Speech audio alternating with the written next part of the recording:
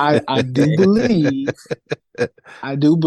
and I do know that there's a flip side to that too, because Yeah. there's a certain subset of people who, in my opinion, don't give the devil enough credit. Uh-oh. It's true.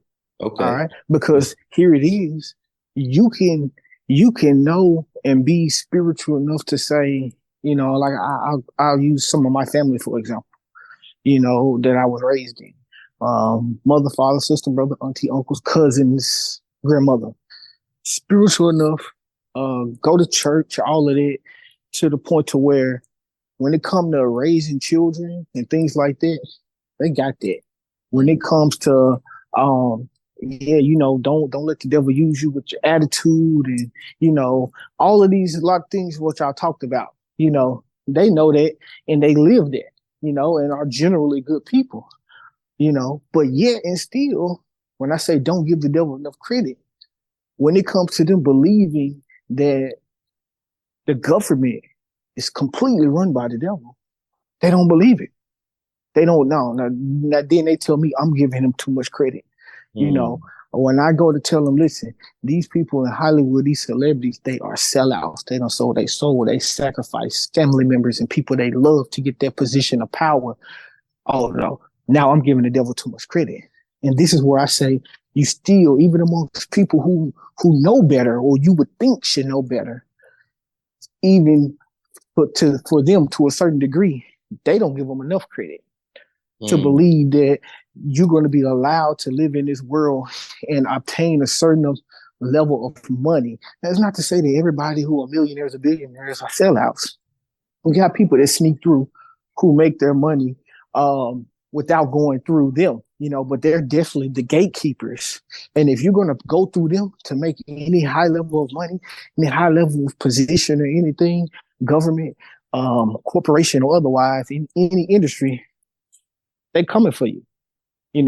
They're coming for you. That's a tax because you're not going to be allowed to have a platform and have followers and be of influence and have money and then more than enough money or the ability to make money that can change or provide resources for other people who could possibly go against the agenda. Not going to be allowed to exist like that without them not having a hand in it, because they got to know they could trust you with that. If you get it on your own, God bless you with it, and you out here, you're a liability. You can actually do damage. Like you say, oh, he's become a problem to the devil's plan because anything we throw at him, it's not working. You see what I'm saying? So therefore, these people, they tend to be sellouts. Not everybody, but the vast majority, absolutely. And most people don't believe it. So okay.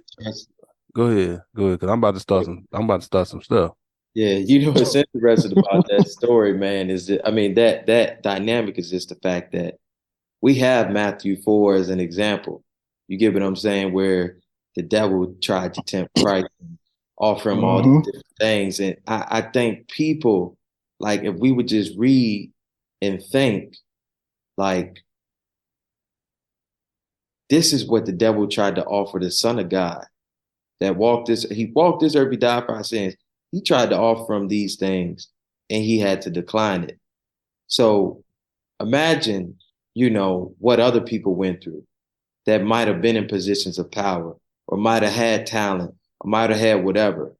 Like when you look at it from that, perspective, going back and reflecting on that story, or not even, because it's not a story, going back and reflecting on that event, it's not even hard to fathom like that this could have transpired. But then again, like you said, we're not, giving the devil enough credit. We're not even in the book enough to read and understand that these types of things have happened before.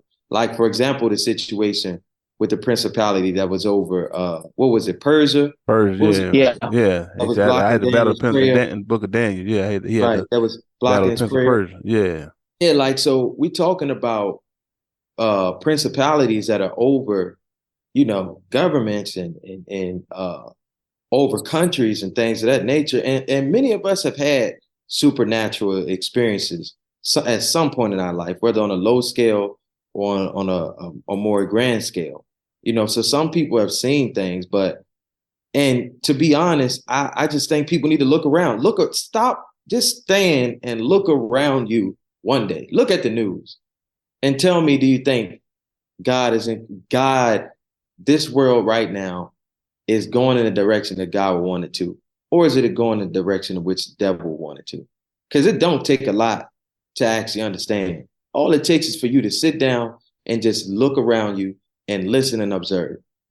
Like some people, many people are already like living in hell, if you will. Like it's terms of the conditions, the things that are happening on a day-to-day basis, and the things we're seeing, and the fact that people feel hopeless, like they can't change anything. And, living conditions are getting worse. The morality levels are going down. It's just like a person that's sick and their health is declining. And they're going to die. They just haven't died yet, but it's like rapidly declining. That's like our society right now. So when people say, well, I don't believe the devil did. If you have enough in you to say blame the devil for something small that's going on in your life on a day-to-day basis, then what you think would be going on a more grand scale? You get what I'm saying? What makes you more important than the government?